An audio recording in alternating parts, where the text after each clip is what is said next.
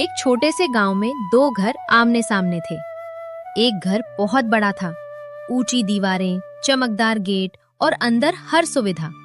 वहां रहता था सेठ मोहनलाल, जो गांव का सबसे अमीर आदमी था। दूसरा घर छोटा सा मिट्टी का था, जिसकी छत पर टीन लगी थी।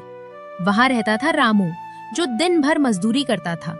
वो गरीब जरूर था, पर उसके घर में हंसी और प्यार कभी कम नहीं होता था। सेठ मोहनलाल के पास पैसा बहुत था।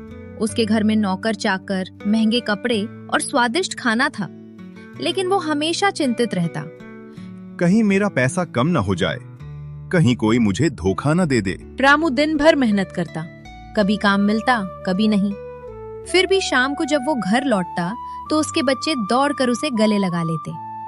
उसकी पत्नी सूखी रोटी भी मुस्कान के साथ परोसती। रामू अक्सर कहता, भगवान ने कम दिया है, पर खुश रहने की ताकत पूरी दी है। एक दिन की घटना। एक दिन गांव में भयंकर बारिश आई। सेठ मोहनलाल का बड़ा घर तो सुरक्षित था, पर उसके गोदाम में रखा बहुत सारा अनाज भीग गया। वो परेशान हो गया। उधर रामू का छोटा सा घर पानी से भर गया। फिर भी रामू ने पहले अपने पड़ोसियों की मदद की।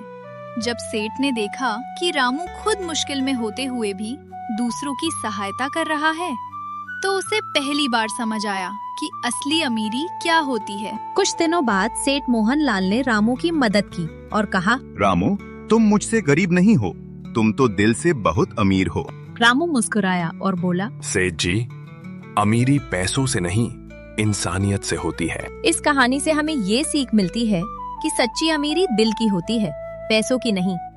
पैसा सुख खरीद सकता है, पर सच्ची खुशी और अपनापन नहीं।